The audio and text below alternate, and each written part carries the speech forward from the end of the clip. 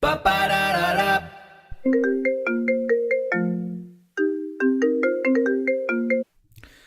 Hello, hello. What's going on? Not much, man. Just trying to find a Dungeons and Dragons group in Denver to learn how Oh, to yeah? play. Oh yeah. What I just got together with a group that we've been going out seeing movies together for a long time. Yeah, back when I was in college, we'd go see movies at midnight, and we just started a Dungeons and Dragons group together with them, Ooh. and it's been a lot of fun. We've done like 2 or 3 sessions on one campaign, and it's been a lot of fun so far. That's cool, man. Yeah, I need to I don't know, find some people in the area. I don't know anyone that plays. I don't know anyone in Denver to begin with, but makes it a little harder.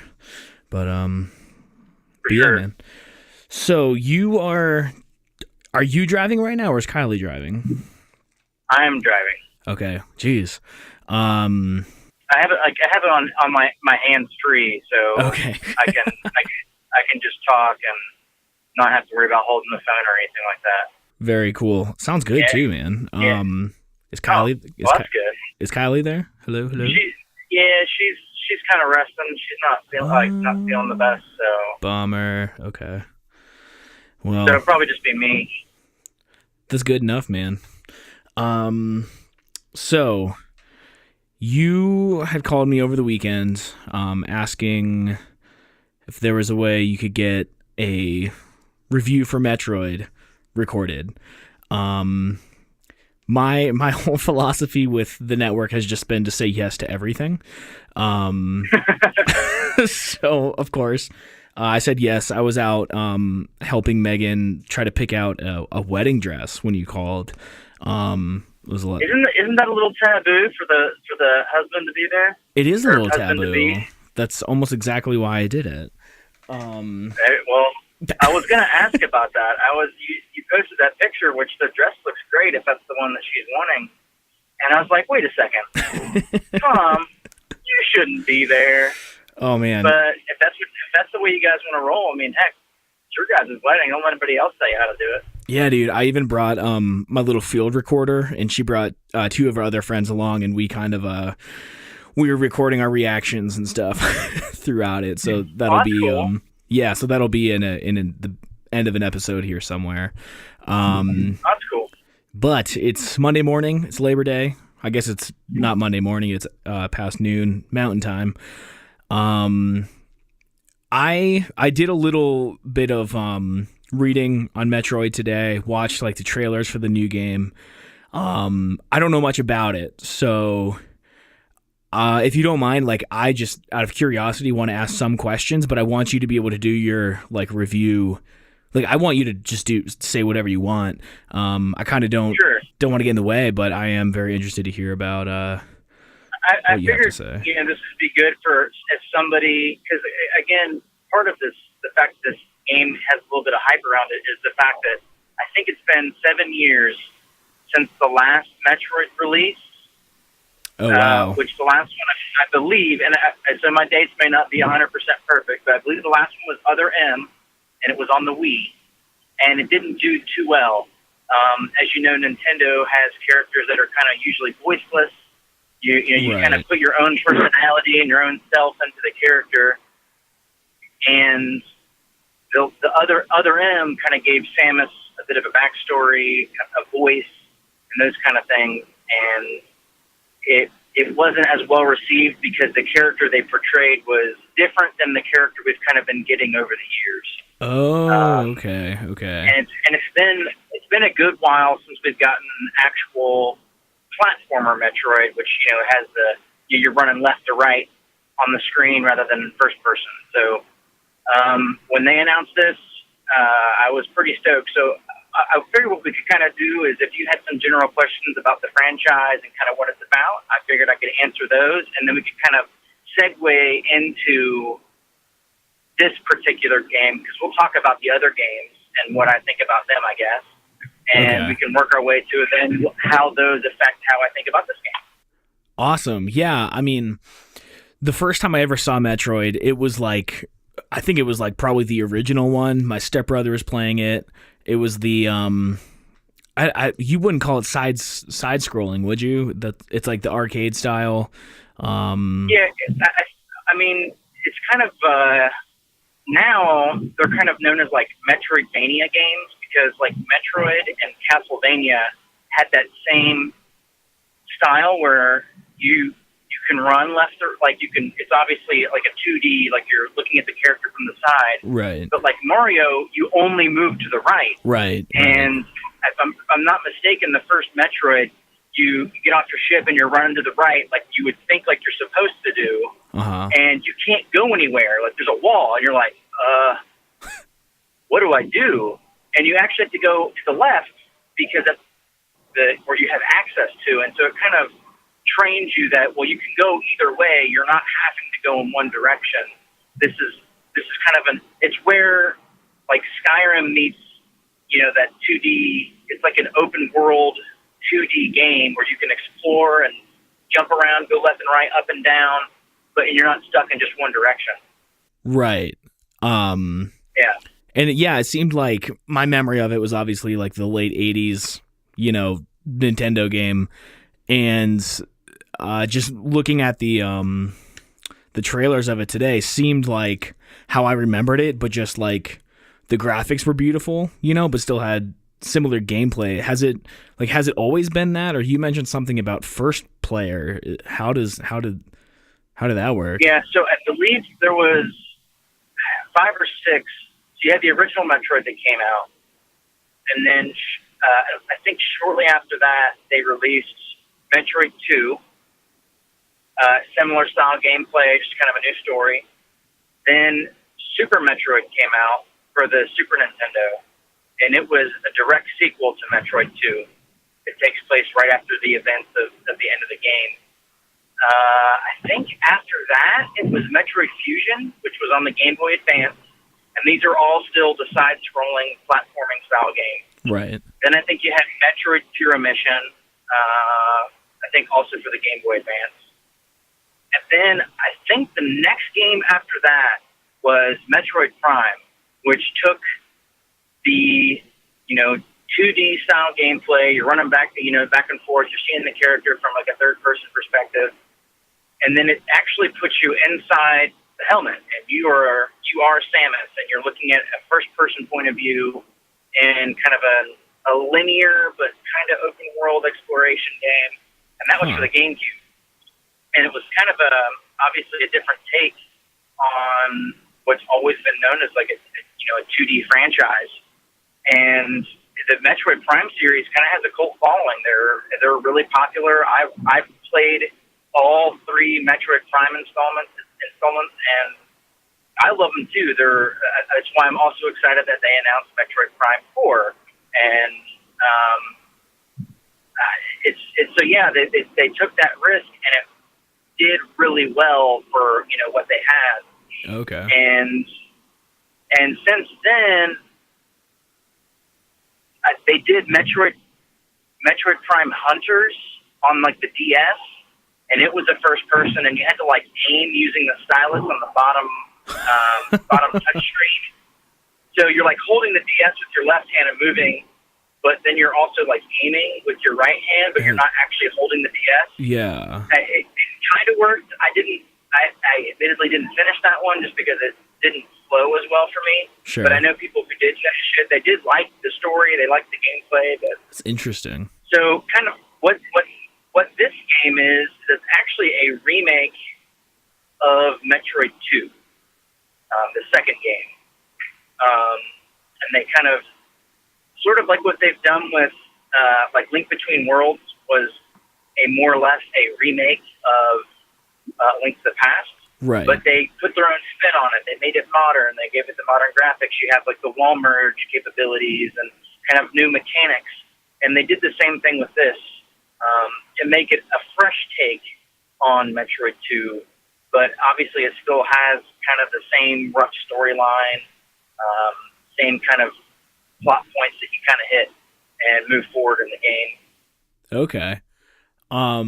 So the franchise as a whole, I know that Nintendo it's not as big as the Xbox and PlayStation world, and they have like a limited, I guess, amount of characters compared to the other platforms. Like, has Metroid seen any period of time where it kind of seemed to fall off the map, or like seemed like it's not doing too well, like a game that people thought might have like ruined the franchise?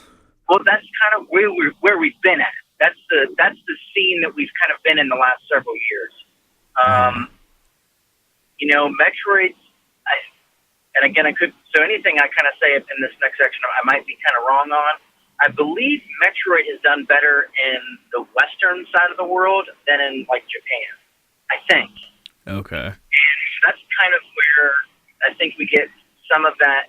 It doesn't get as much love as the other franchises already, because like Mario is big in Japan, and Pokemon's big in Japan, Zelda's big in Japan, and I think that Metroid is one of those titles that, kind of in the homeland is a little bit not as popular as the other titles. Right. But where we've kind of ended up with, I don't want to say a game that ruined the franchise, because I played Other M. I was able to finish it.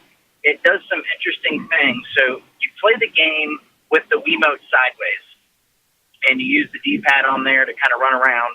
Right. And it's sort of like a 2.5D, because you're able to see the full character run, but you're kind of following like a track. Like, you press right and your character's running on a, like I said, kind of like a track, and you're following a set a lane, I guess. Like, you can't really run around. And then there's some areas where you can run around, but you're all seeing it all from a third-person perspective, and you press the buttons to shoot. And then if you want to point or aim at something specific, you actually take the Wiimote and you point it at the TV screen, and then you go to first person. Huh. So it's kind of wonky. There's some areas where it works pretty well, and there's other areas where this is like, why I don't want motion controls. I just want to be able to play and not have to wag that remote back and forth and all that kind of stuff. And the other thing that Metroid's kind of a staple of the series, kind of how Zelda's always had, you have different dungeons and you get different equipment, and then you can go back and forth. Like, oh, I remember this one area I didn't have access to because I didn't have this thing. Right, yeah. Metroid's almost always started that you have your intro, and the way the intro is, you have, half of Samus's powers. You have like the missile, the morph ball, and everything else. And then something happens, your ship wrecks, or you get hit by this blast, and you lose all your powers, and then you kind of start from ground zero and build your arsenal back up. And that kind of gives you an incentive to explore, because you're like, man, I really need this missile, or I need the grappling beam, or those kind of things. And where Other M was different is, instead of having the exploration and you finding or acquiring these power-ups, she was this rebel who was underneath, I think his name's Adam Malkovich, and he was trying to show her that he's the boss and you have to be under my authority. So you're not allowed to use your powers, or you're not allowed to use your weapons unless I say so. Because if you go flying off the handle and somebody gets hurt, then it's on my shoulders. So you have to be under what I say. And she's like, okay, whatever. So the only way you get missiles and access to your other powers is you're like, I need authorization. Please authorize me to use this. And he's like, permission granted.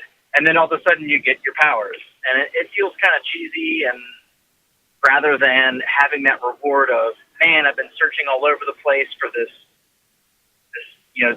one power that will allow me to get to the next area, and actually finding that and acquiring it via exploration, rather than in a cutscene your character's asking for permission to use it because you already have it, and you're back against the wall and people are getting hurt. It feels a little corny, but so after Other M kind of more or less flopped. I know there's some people out there who enjoy it, some people who think it's the bane of all existence.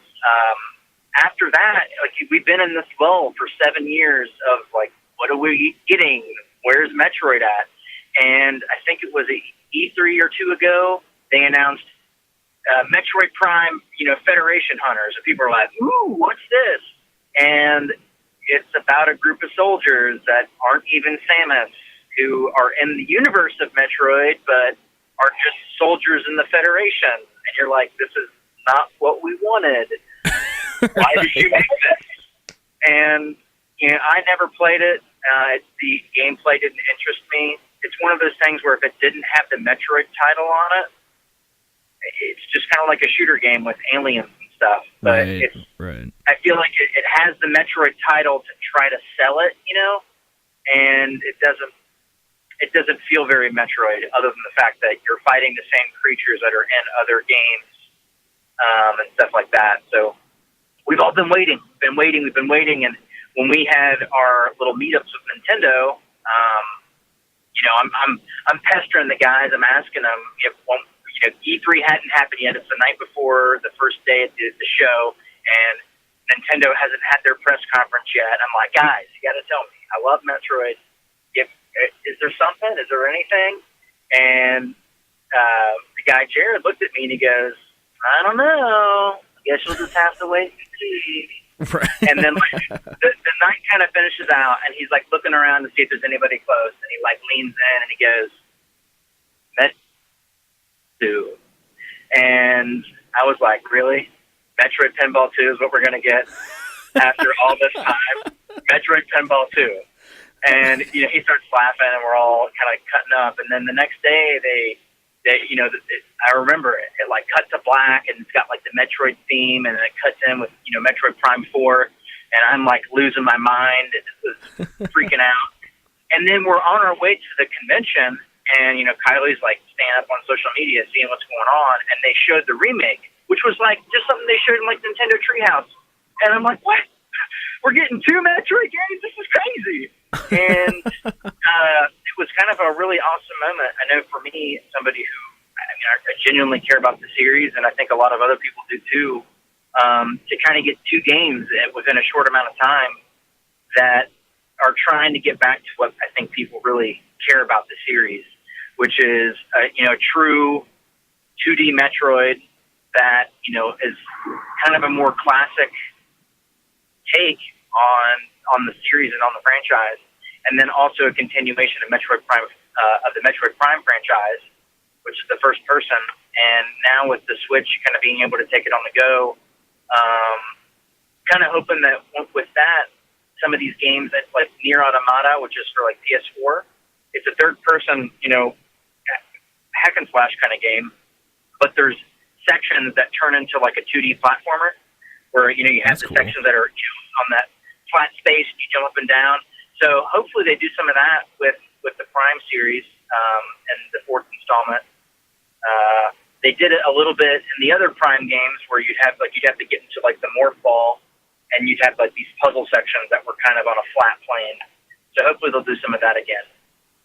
But so here we are. We've got this new game, and I think it's great. I really, really enjoyed playing through it, and I'm excited to see what the future holds for more Metroid games, either on the 3DS or even on the Switch. So the new game is going to be on Switch, because I think the preview I saw showed it on a 3DS, or is it both? So Metroid Samus Returns, which is the game that it's getting ready to come out, is on the 3DS, and Prime 4 will be on the Switch. Pretty sure. Oh, and which one? Have you played both? No. Prime 4, they haven't even really given like a release window yet. I think they said sometime in 2018. All they did was just show like a teaser image of the logo, and that's all we've got. We've got nothing else on that so far, unless there's like interviews or something that I haven't read. But yeah, the game that's getting ready to come out the 15th of this month is the game I played through, and the one that I'm kind of wanting to eventually get to, like, or I guess like my little review later on. Okay. So I pulled up some numbers here of total sales in U.S. versus Japan, and you're right. With the exception of the original Metroid, they did pretty similar with just over 1 million in U.S. and Japan. But then every other game, with the exception of combined or in each? a million in each or a million. So 1.35 million in America, 1.04 in Japan. Okay, and that's the original. Yeah, 340,000 in Europe, and with the exception of Metroid 3, which did better in Japan, everything else has far outsold in America, like from 4 times to 10 times more sales in America than in Japan. Wow. So that's pretty significant. Yeah, and I guess Pinball didn't even release in Japan. It was just America. According to this like guy who posted in a forum anyway. I don't know. Sure, so, sure. His credibility, I'm sure, is top notch. So right. we'll take it as gospel. He didn't give a source of where he found it either, and this is back from 2007. But that's probably pretty close. I mean, at least the correlation is, even if the numbers aren't totally right, that Metroid is done far better in America than in Japan. Yeah. So I guess I'm curious to see, like, well, before I ask like what your personal connection with the game is this Samus? How's his name? I say Samus. Like, okay. SAM is Sam, and then US is us, so Samus. Samus. Okay. Is he like a human or an alien? Like, what's his race, I guess?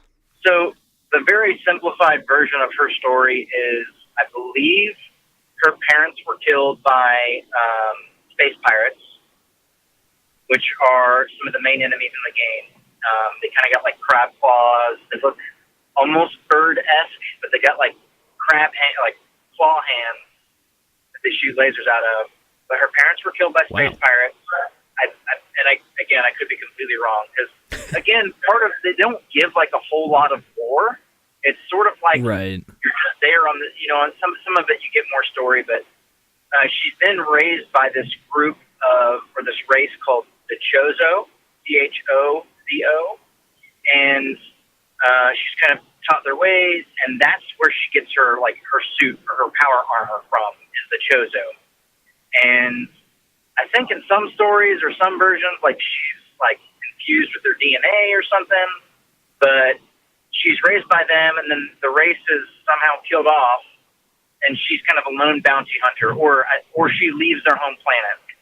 Again, I'm not super huge on the backstory. It's more about what the games offer, and a lot of them are just kind of set in the present, and you kind of get what's going on in the present rather than a whole lot of lore. And if I'm butchering it, I'm sorry. But it's sort of like Zelda, where like the timeline isn't this super huge spine to the game that you have to know the backstory. It's sort of like what's going on in that game, and you kind of move forward from there. Okay. At least that's kind of how I've taken it, and how I've kind of enjoyed the series, is just enjoying within each title, within each game for its story. But yeah, that's where she kind of gets her power armor, and then she's a bounty hunter, essentially. So you kind of get this stoic, powerful, I don't want to really say prideful, but she's like confident in her powers. And, of the little that we get from her personality over the course of the game, is she's solitary. She's kind of like this, lone wolf, able to kind of do anything that she's kind of put up against. And the reason why Other M, just to kind of touch on that a little bit, she feels a little bit more, a lot of people would say whiny, or, it just kind of goes against what we've kind of gotten this picture of over the course of all these games. She seems a little bit more like a spoiled brat, like young, immature girl, like, I'm going to do what I want because I'm a rebel kind of thing. Where in the other games, again, like, it seems like she's just this confident, almost like Master Chief, from the Halo series, if that's something that might be a little bit more familiar. He's kind of just this get it done attitude, doesn't, very few words, and I got a mission I got to accomplish, and that's that. Gotcha. Is that going to answer your question? Yeah, and I didn't realize it was a girl either. That's pretty cool. I don't know, man. You see I guess gender ambiguous suit and assume it's a guy. My bad for that. Um, so yeah, I'm curious what your like emotional and personal connection is with the game. Because I know that I have like I said in the episode I did with you guys a couple months ago, I'm not a huge gamer anymore, but I just have this really intense emotional connection to Zelda, and I haven't even really tried to analyze why, but it's just like it's super strong for some reason. And Yeah. Kylie was telling me that Metroid is like your game, and I'm curious as to why. Like, when did that start? What was the catalyst for you really attaching to the with this game? Yeah, I mean, for me, and it's sort of like, I guess, the same thing with you with Zelda. I guess I haven't really analyzed it, like what has caused me to kind of gravitate toward this game. But I was thinking about it when I knew we were going to do this episode, and I knew it was probably going to come up. I played the original Metroid. I didn't play it a whole lot. I played a little bit of Metroid 2. Those don't really have like super huge or bondful memories. Right. But I can't remember when Metroid Fusion came out on the Game Boy Advance. But that's the game that really solidified it for me, was Metroid Fusion. Because I never had a Super Nintendo, so it probably would have been Super Metroid if I had a Super Nintendo. But my cousin had it, and so I remember going over to my cousin's house, and he had N64 and the Super Nintendo, and I remember playing through like Ocarina of Time, and I remember playing through Super Metroid with him, and it was one of those things that the memories aren't like super vivid, but they're there. And then when Metroid Fusion came out, and I was playing my Game Boy Advance like constantly, that was a game I just played over and over and over and over and over again. And I think the things that really struck me about the game is the exploration. I've always been a huge fan of like mechs and robots. So like I've always loved Gundam and different series that are kind of along that. And like her power armor kind of lends to that look. This robot looking thing, and you get to add different weapons and different upgrades to it. And it kind of taps into those, endorphin releasing moments for me. It's like, oh yes, I got the plasma beam. Oh yes, I got the wave beam. And then you get to go back into those other areas you couldn't, have access to, because now you've got this new thing that allows you to get past those obstacles. Right. And yeah. And then when Metroid Prime came out on the GameCube, I mean, I was the kid in my grade who was arguing that the GameCube was better than the Xbox. And, all my, friends were like, you're stupid, Nintendo's not great, Xbox and, PlayStation 2, blah, blah, blah, they're just so much better. And I remember sitting at home by myself playing like Pikmin and, Metroid Prime and all the cool GameCube games. And I'm like, this is so much better than stupid Xbox. Of course, Trevor alone. But Metroid Prime was like the second catalyzing factor for me.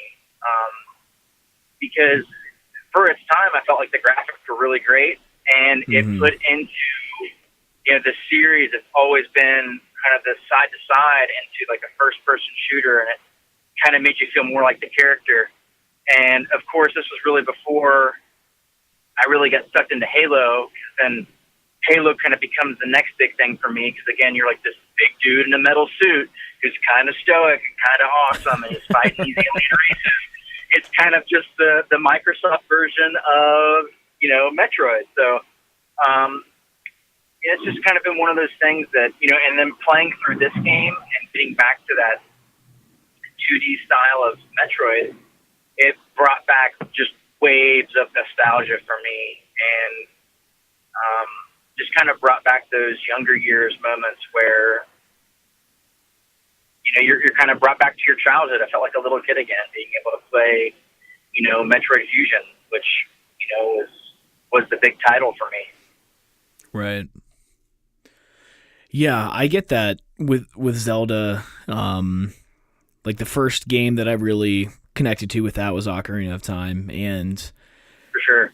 I've played so many of the Zelda titles on different consoles, and I've played that one like 3 times because it was just like, I feel like a 7-year-old again, hanging out with my stepbrother at my dad's house on the weekends, just trying to figure out how to get through the spider web in the Deku Tree, and like every time I play it brings back those memories. And even, with the newer games, they a lot of the same stuff is in all the games. So you come up to something in Breath of the Wild that reminds you of Ocarina of Time, makes you feel like a kid. For sure. Like, I feel like the nostalgia factor is definitely huge, and just reminding you of a simpler time when summer break, I would just sit in my room and play PlayStation or N64. Yeah, you didn't have bills and things to worry about, and stress, and the car payment, and moving to Colorado, and all that kind of stuff. Yeah.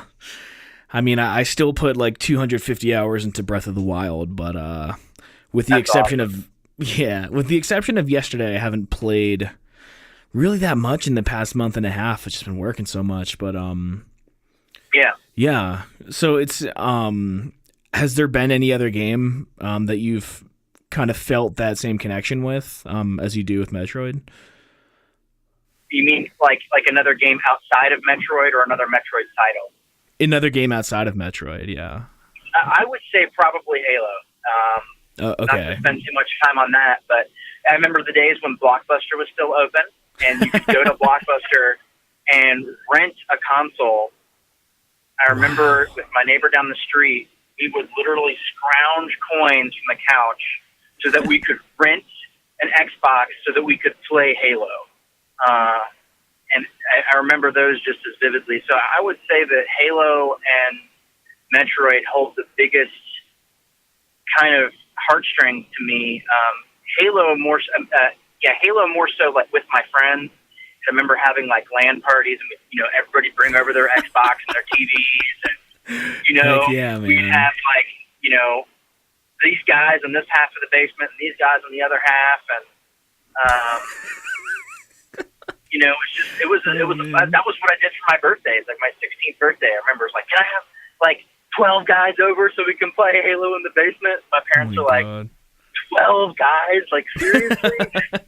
All right, fine. And then my parents would just like buy us a case of Monster, throw it down the basement steps, and lock the door, and like, heck yeah, see what carnage was left in the morning.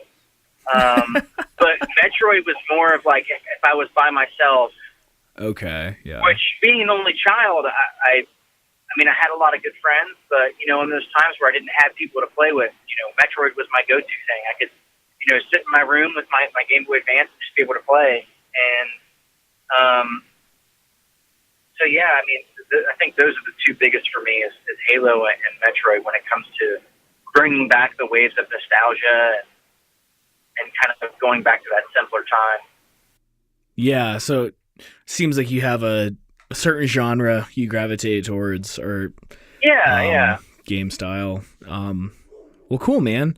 Do you want to get into like the review portion of this, or where are you wanting to go from here? For sure. So I'll kind of lead off with, I've kind of been getting my Metroid fix on the Super Metroid has been released on Virtual Console on both the Wii U and on the 3DS.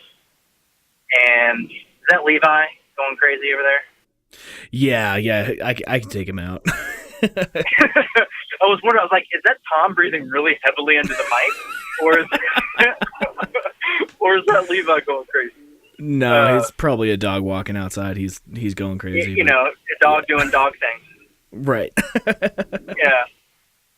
So I've been playing Super Metroid on both the Wii U and on my 3DS, and it's been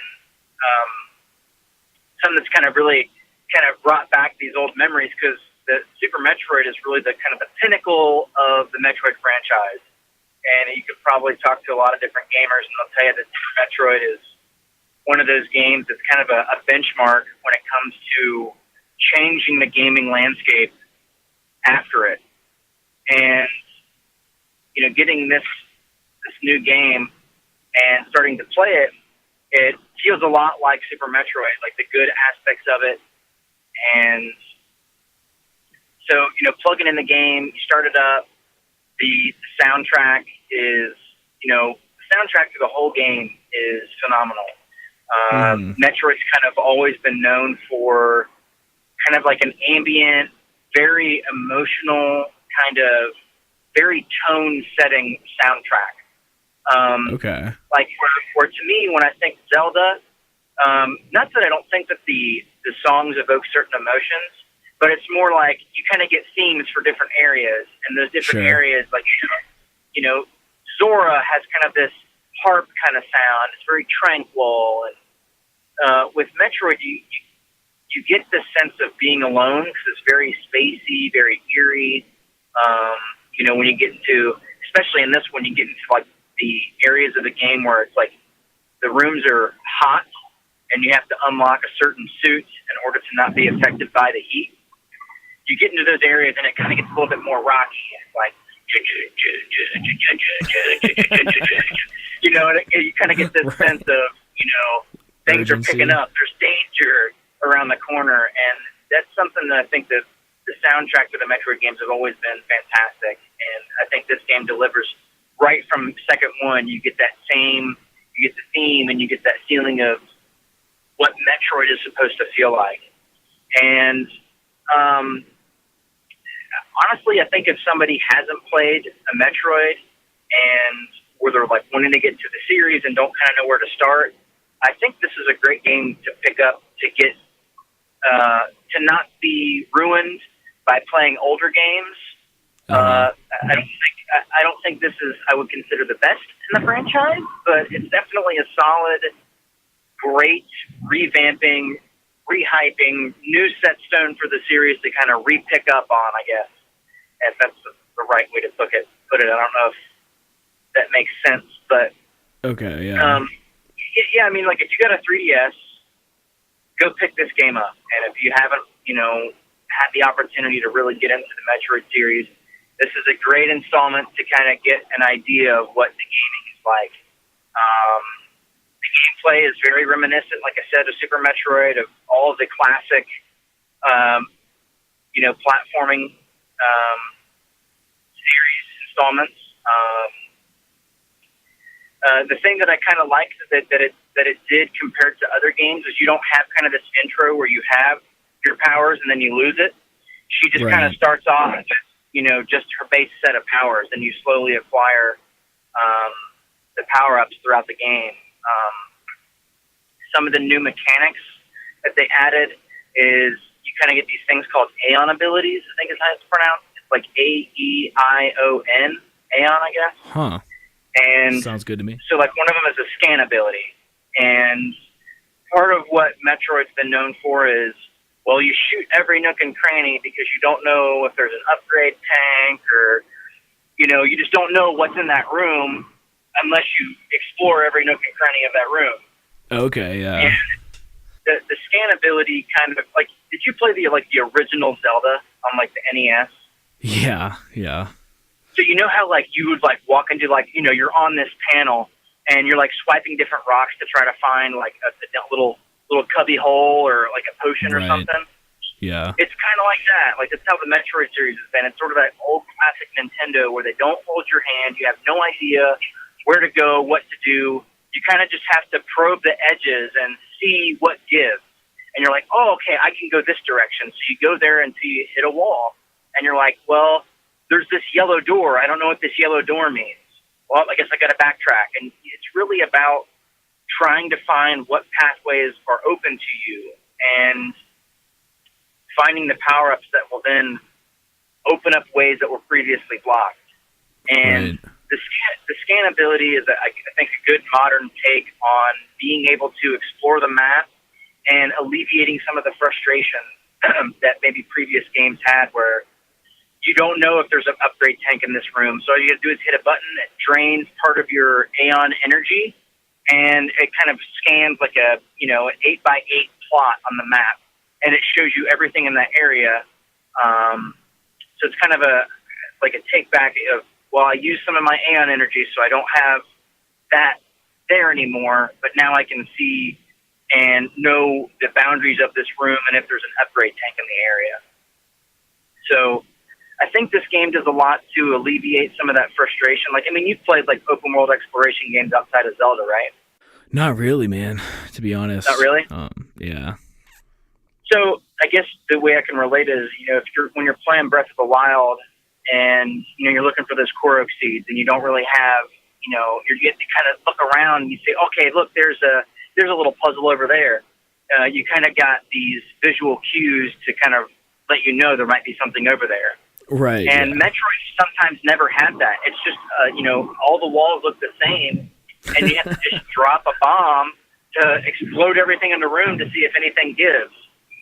So right. It can be kind of frustrating because you're like, man, where the heck was this tank, or where was that door I was looking for? And some of the things they did in this is they give you like the top screen used to have like your energy and everything on it, and so you have kind of a cluttered HUD of what you're looking at. Well, they move all your energy, your ammo, and everything to the bottom screen along with the map.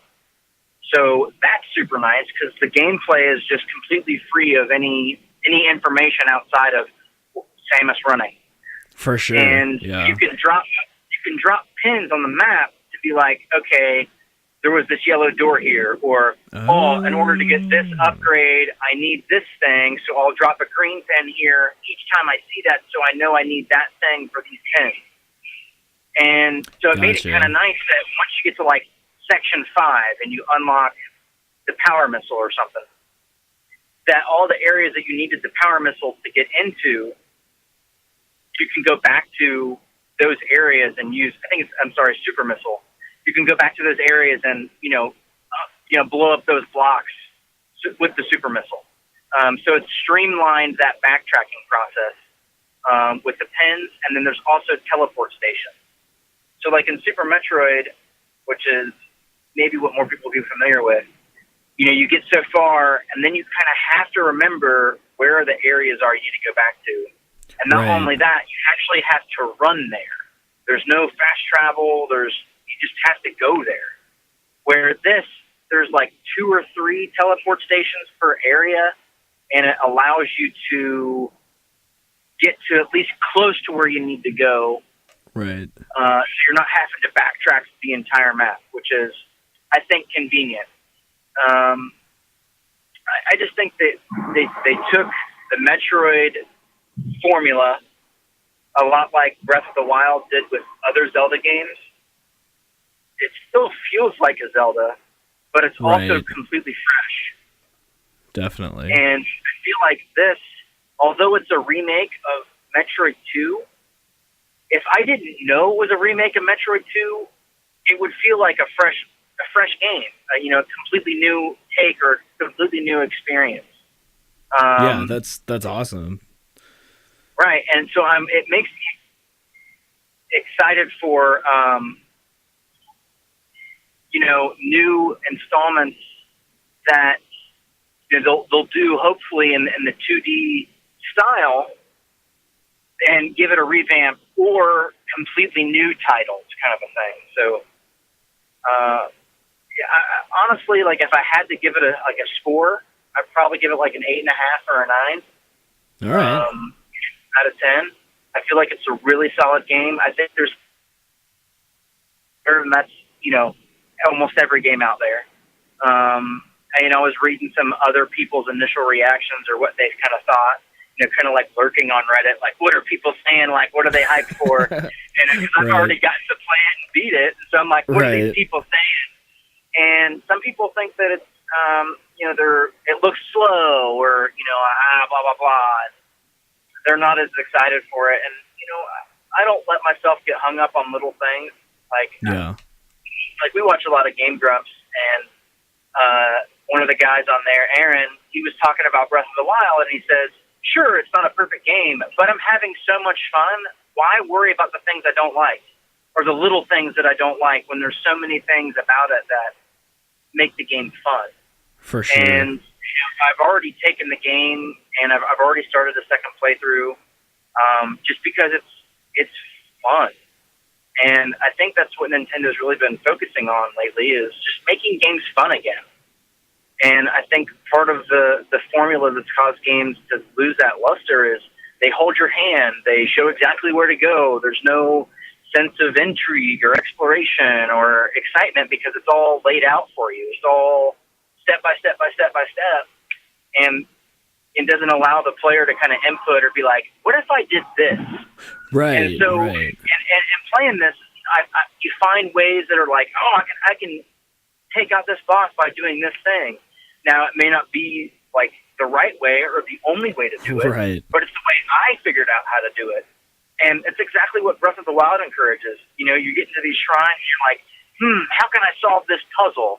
And there's 7 ways to do it, and you're allowed to figure it out and kind of explore. And I feel like that's something else that Metroid did, and what seems like, you know, Mario Odyssey is going to do is allow the character to kind of take back that freedom again and play the game rather than just going through the steps.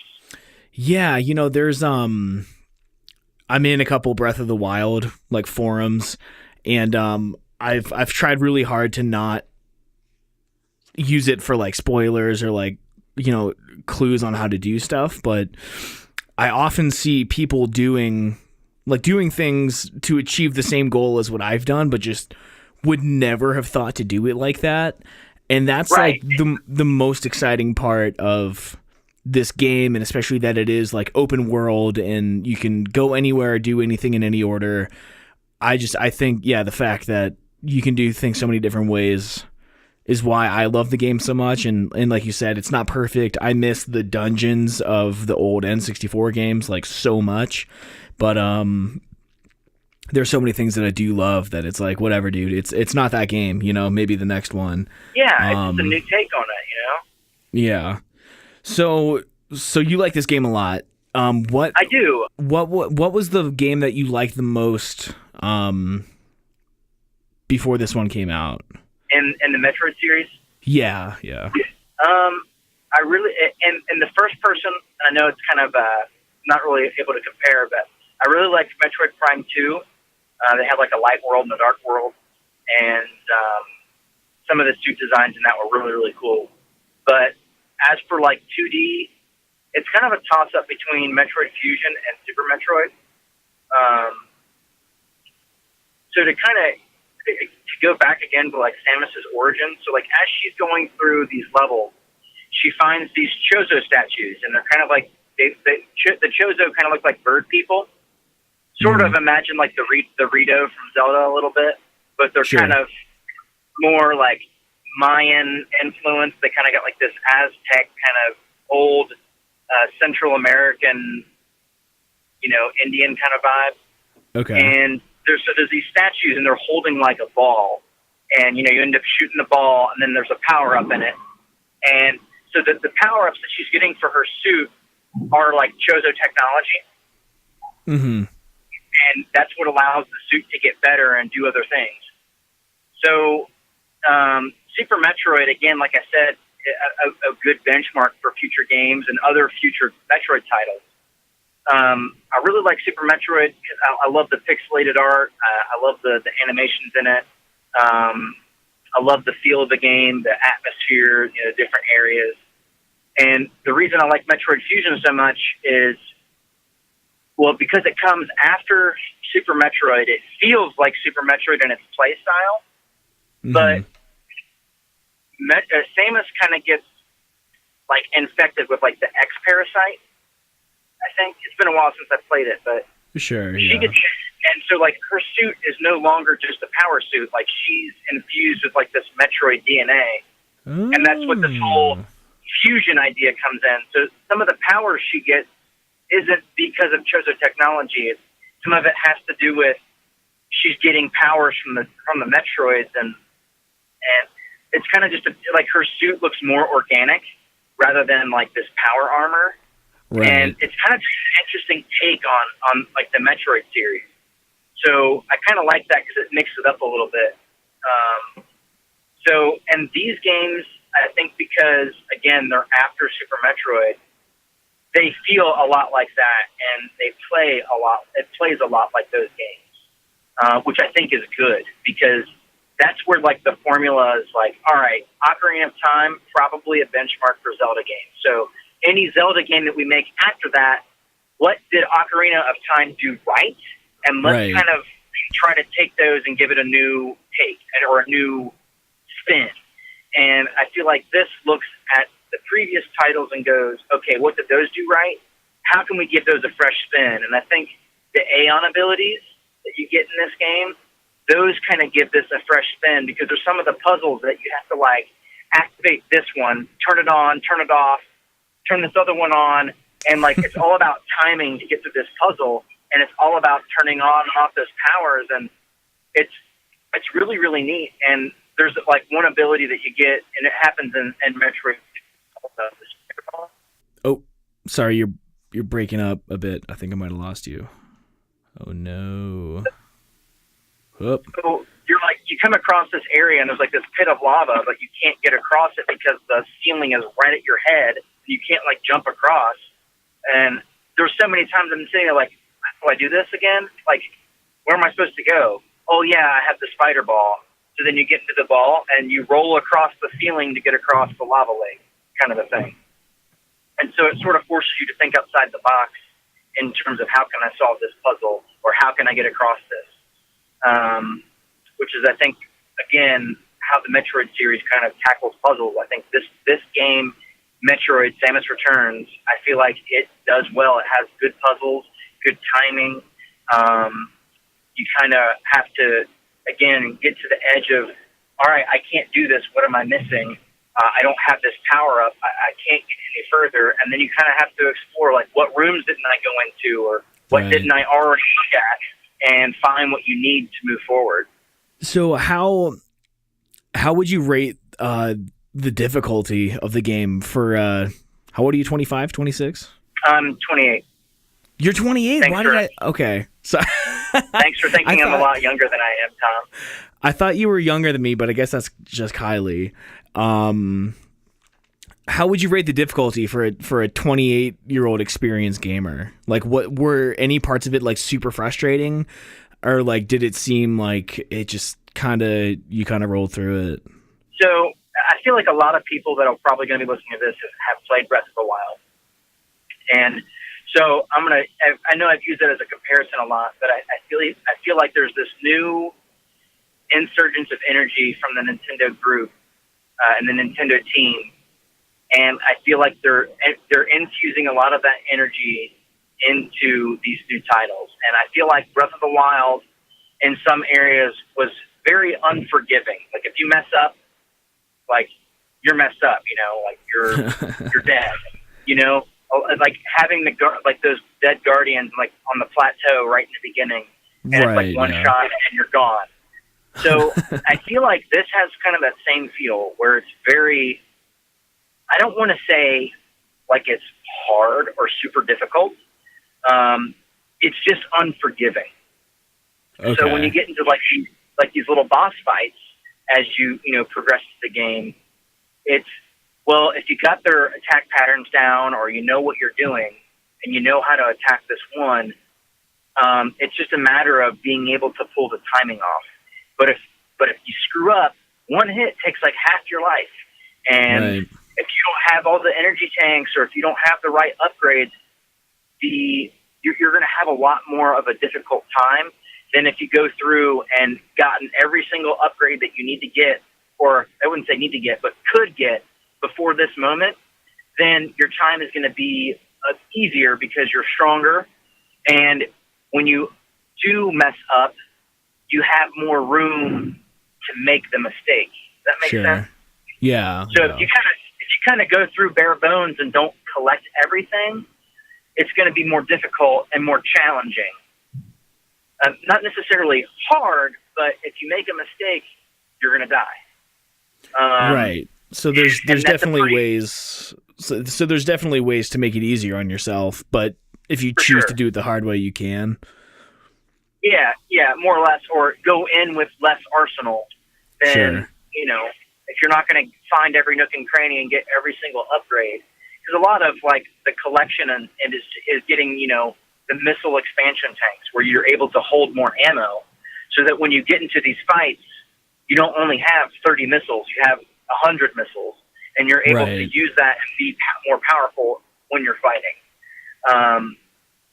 I died a lot, and I feel like I understand the mechanics of the Metroid games well enough to where, I'm not somebody going in and having never played this style of game before.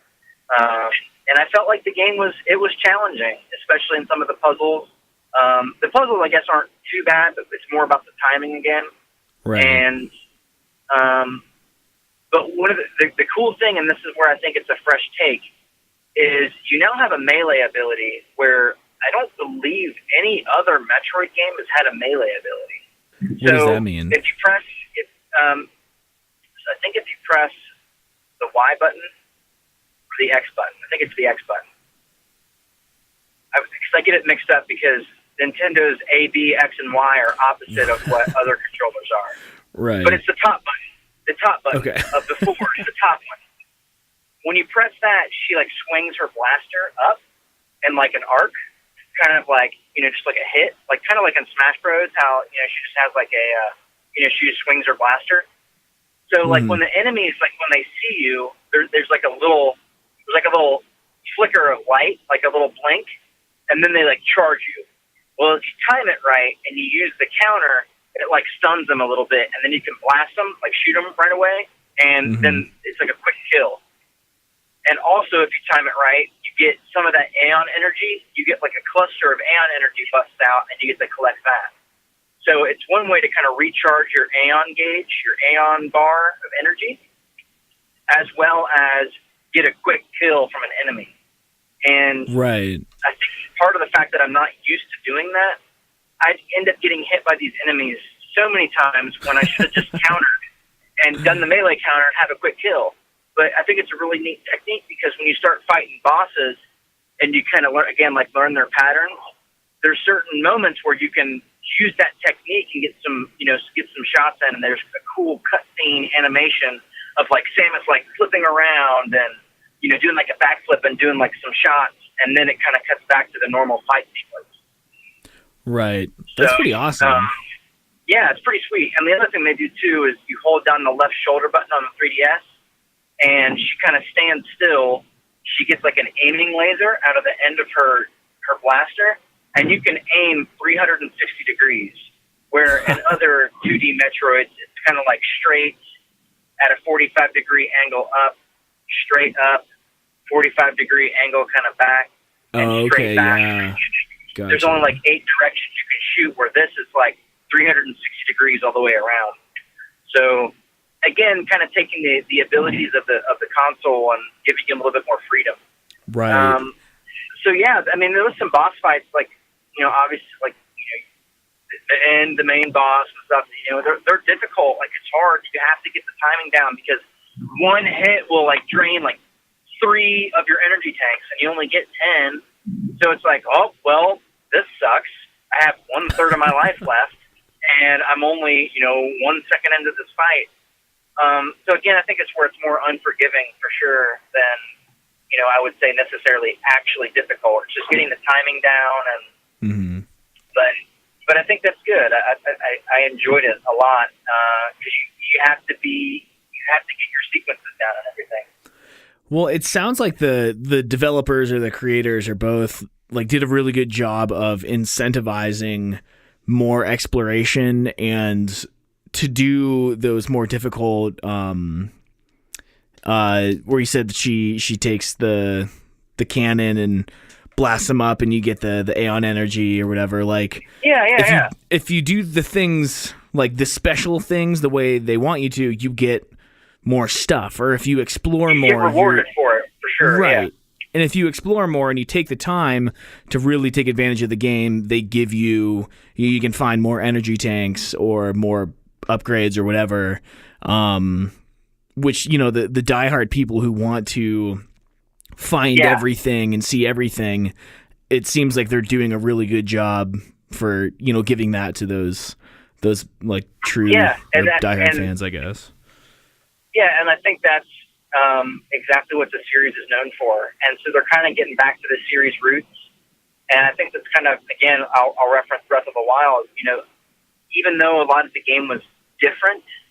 And so, again, like these Aeon abilities, something completely different than we've kind of experienced before in a Metroid game. It kind of changes, I guess, what you call like the meta. It changes the game a little bit. It changes how you can approach certain situations. Sure. But it gets back to the ultimate roots of the franchise and does what the franchise does well. And I think that's what Breath of the Wild did, is they got back to, we're not going to hold your hand. You can explore. You can look for anything. But it's still going to kind of feel like a Zelda, and this still feels like a Metroid game. Okay. Something that I would suggest that if people, which I obviously do encourage you to pick it up. I think it's a great game. Play with the 3D on. I've never really cared to play with the 3D on my 3DS. Just because I feel like it's distracting.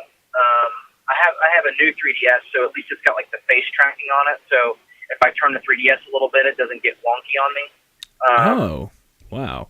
Yeah, it's kind of nice. Like if you turn the 3DS to like the right or the left, it'll kind of follow your face, and it'll adjust the stereoscopic 3D to where it's still 3D for you, even though you're looking at it from the side.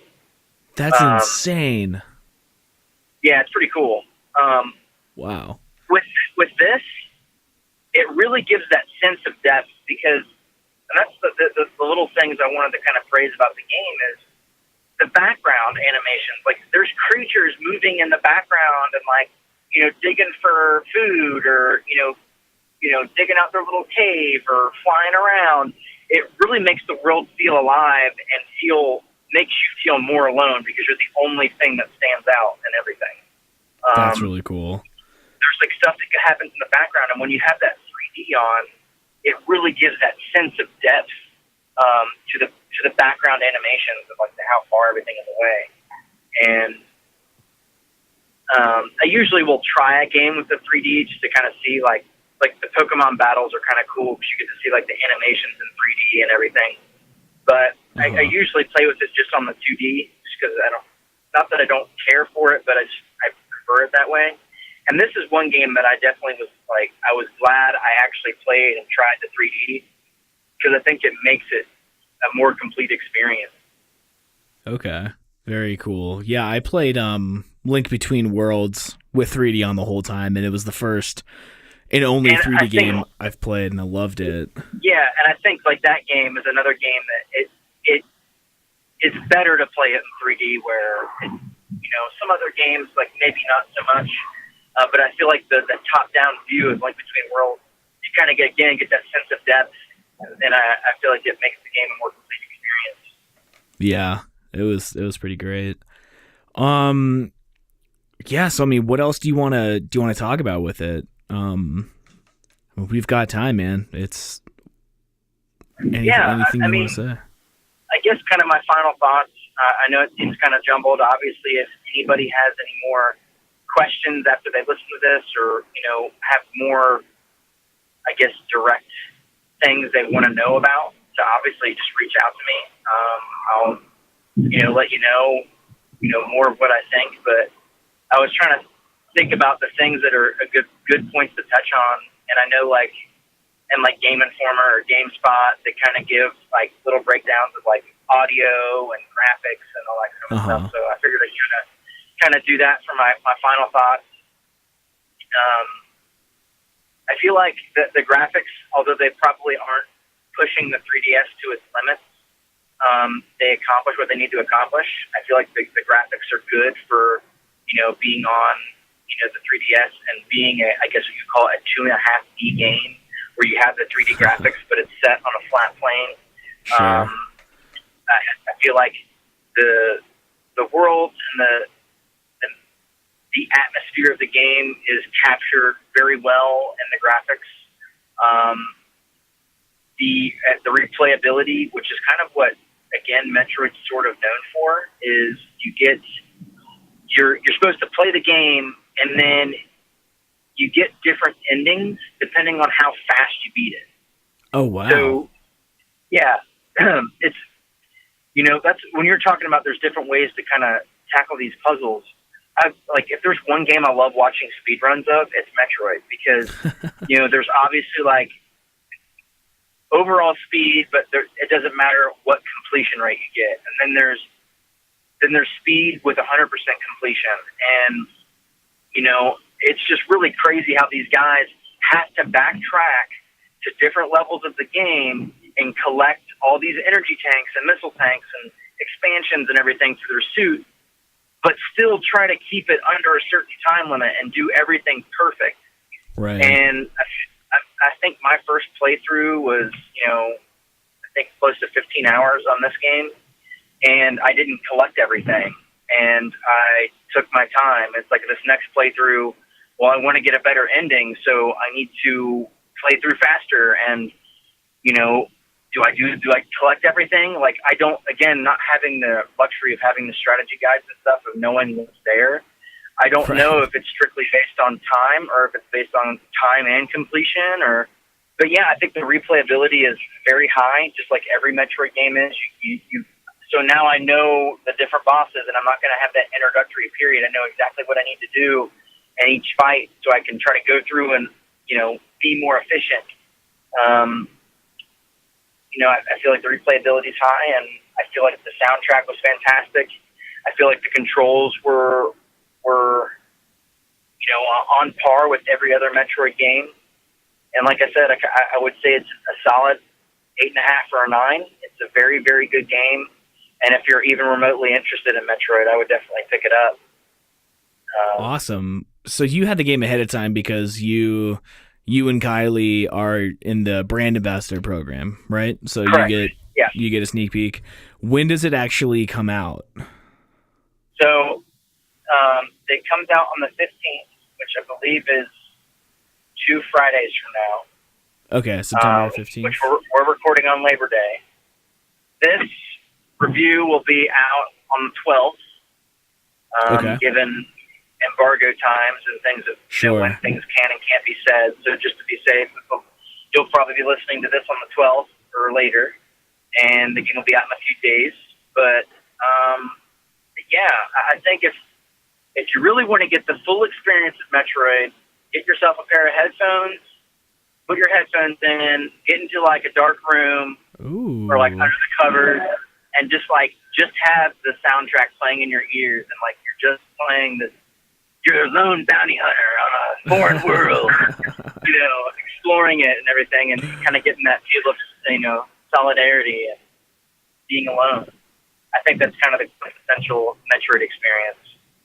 But that's awesome. But yeah, I mean, I think the fresh takes in this game are a good ingredient in the cake that is Metroid, and the ending is awesome. I obviously can't spoil anything, won't spoil anything. Sure. But I was like, because I've played Metroid 2, so I kind of knew what to expect.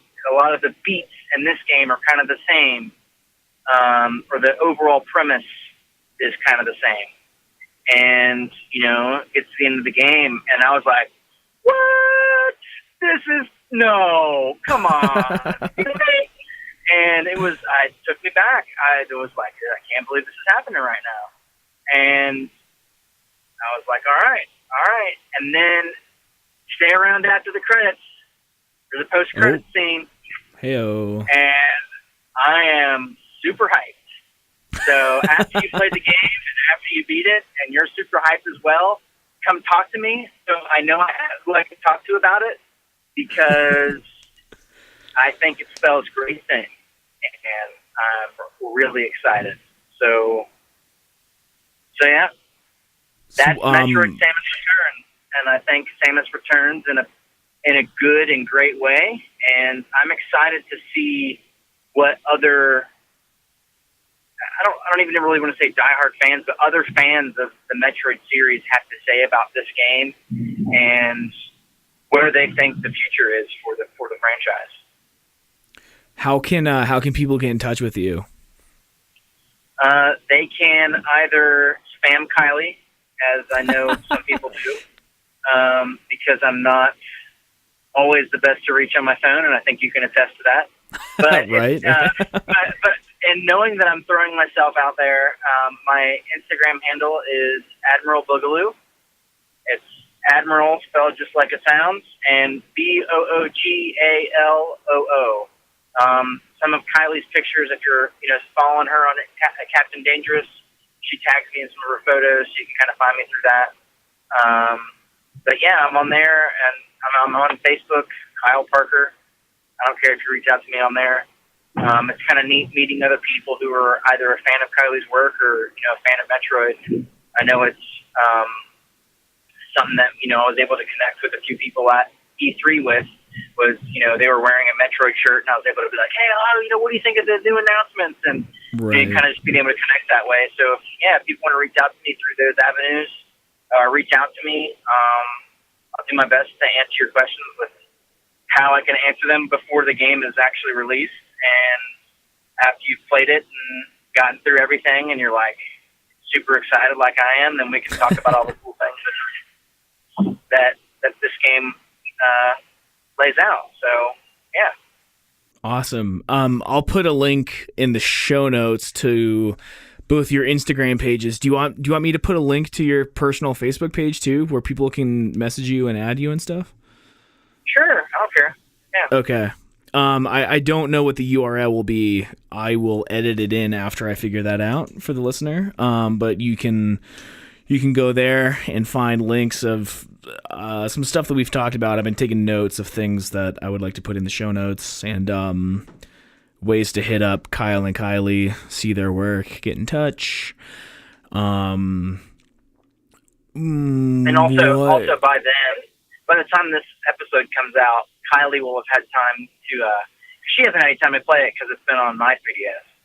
So by the time this comes out, she'll have had some time to play it, and she's a little bit less experienced in the Metroid world. She hasn't played as many of the titles that I have, so I think her take will be somebody kind of coming in fresh, and this is really their first Metroid game they're kind of digging into. So reach out to her if you want to get her impressions too. I know she'll have played it by then. So yeah, I just kind of want to throw that in there as well. Awesome. Anything else you want to say? No, just I guess the only thing I'll finish off with is go support this title, because Metroid's been in kind of a lull for several years, as you've already heard in this podcast, and I have a sinking suspicion that how well this title does will kind of depend on whether or not they really invest more in the franchise. I don't know if people know about Fire Emblem Awakening, but Fire Emblem Awakening was going to be the last game in the Fire Emblem series. But because it did so well and people loved it so much, they decided to pump more money into it, and they came out with Fire Emblem Fates. So, if you care or like the Metroid game or want to get something new, go out and support it, because I think this is one of those games that, I don't know, it kind of feels like it might be on the chopping block, unfortunately. And I think these next two titles coming out are going to really kind of depend on the future landscape of where Metroid goes. And people love the way that this game plays in the 2D format, and they love the way the Prime game plays. And if we support those styles, then they'll want to make more of those games. So just go out and support what you love. And I love Nintendo, and I want people to love it too. So go buy it. All right. Metroid needs your help, people, and you're going to love it anyways. It's a win-win for everyone. For sure. Awesome. So you're going to write something? You don't have to, but you mentioned something about that. Yeah. I haven't actually written up anything yet. We plan to do pictures of the Metroid amiibo this weekend and do all kinds of stuff. One thing leads to another and nothing gets done. So I had meant to write the review before this podcast so I could kind of go off what my review was going to be like. But yeah, over either tonight or tomorrow, I will write something up, and it will publish probably the same time this podcast does, on the 12th. So it'll be there for people's viewing pleasure. All right. I'll edit in the URL to that, and you can also find that in the show notes whenever that is finished up. We'll throw it on the site. If you want me to, right? That's the plan. Yeah, for sure, Okay. Okay. That way, if people want to digest it in a written format or in a audio format, they have both. Awesome. That's cool, man. I'm super stoked. Like, sorry I don't have too much to add. But it's really cool just hearing people talk passionately about something that they love, Yeah. So, and just so people know for the future, and I'm sorry to cut you off. It just kind of came to me. When Captain and Admiral, the podcast, gets up and going, which hopefully will be sooner than later. I know we've been promising, but I'm hoping to do more stuff like this. And honestly, like, I'd love to have you on the episodes where we do reviews because you're kind of, fresh and new and haven't really played games much as of late. It's interesting to kind of hear your takes and what your questions are coming from someone who doesn't either know much about it or, wants to know about it, or, why, as me being a gamer or I would say somebody who's on the fringes of gaming, why would I want to pick this title up?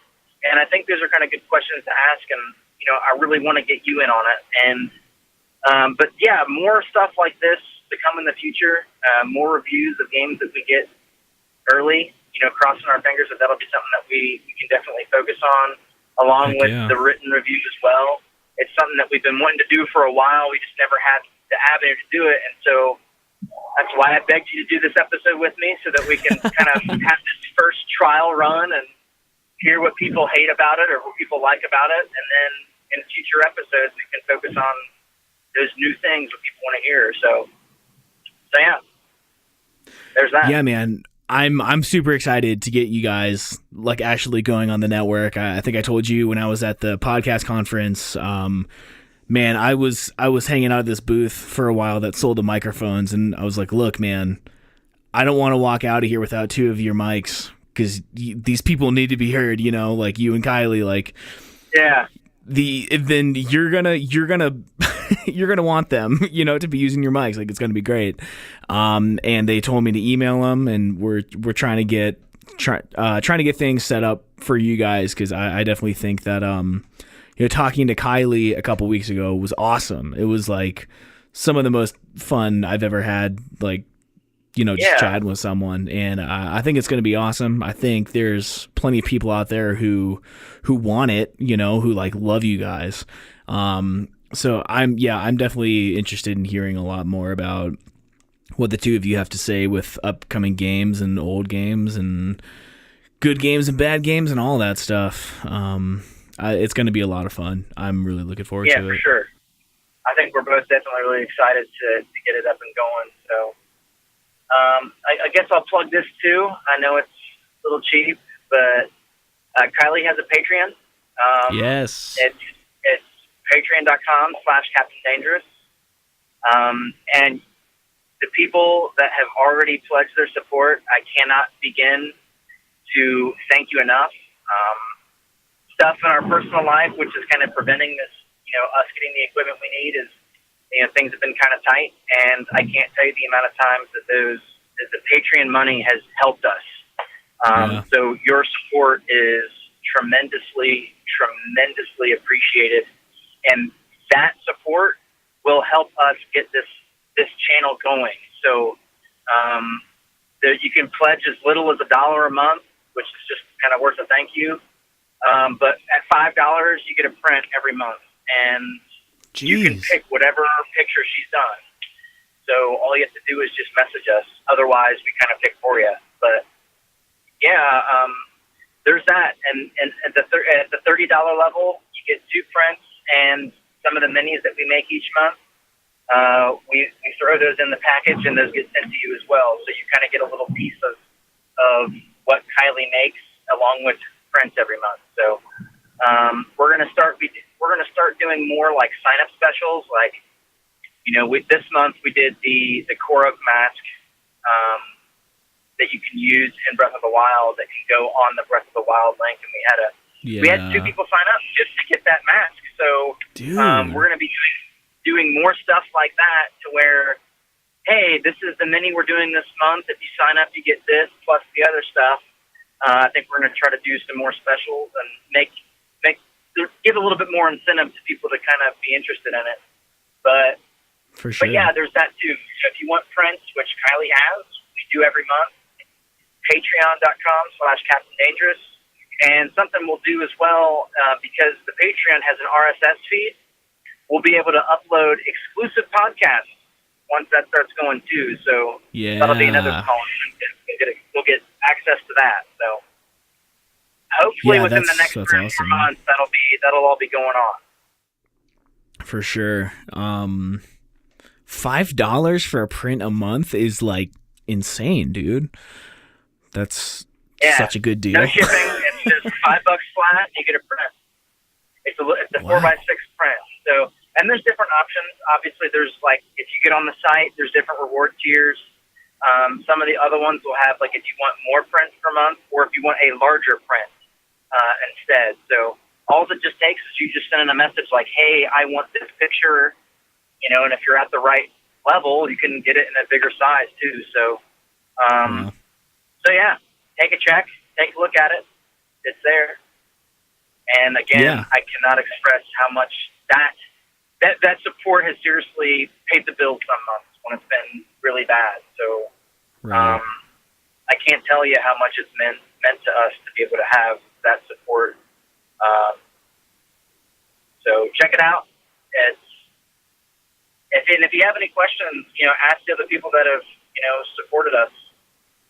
They've kind of tagged Kylie in some of those photos and posting what they get.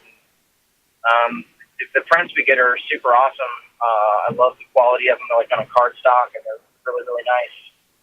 Try it out for a month. It's only $5, and then you can cancel it if you don't like it. Right. but you won't want to. Patreon.com/Captain Dangerous. Link in the show notes to that too. You should sign up. I should sign up. And I mean that's definitely the best way to show your support. I mean, kind words are also amazing, but yeah, man, all this creative stuff is a labor of love, and without the money to keep doing it, then you can't do it anymore. So for sure. So it's that goes a long way. I'll kind of say this too, and I guess this will actually be the last thing. It's tough talking about it because you don't want to beg people for money. And it's not like I'm asking people to, support, I guess more like, hey, give me your money so I can do what I want to do. It's not so much that, but I just want people to know that it's there, because we get people asking all the time if she sells prints. And,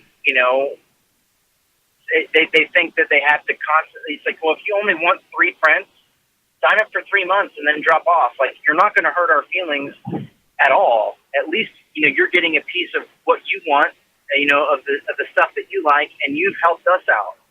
So, it's I know it's kind of tough because you don't want to make that something you constantly shove in everyone's face, but I just want people to know that it's there, and if you do sign up, it's greatly supported. Greatly appreciated.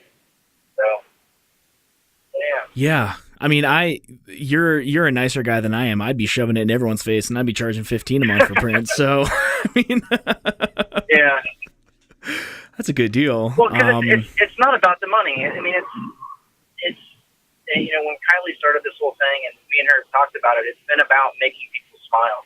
Sure. And, yeah, definitely. Giving people that joy and those memories of when I played that game or this thing, and that's what it's been about. So. It's tough to bring up for us because it's not what the goal is. The goal isn't to get famous and make buku tons of money. Right. But I'd also be a liar if I didn't say it was nice. So,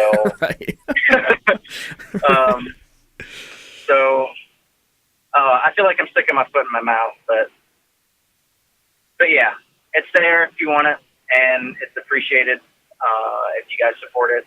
If not, no hard feelings. I'm glad you guys like our work. Like what we have to say.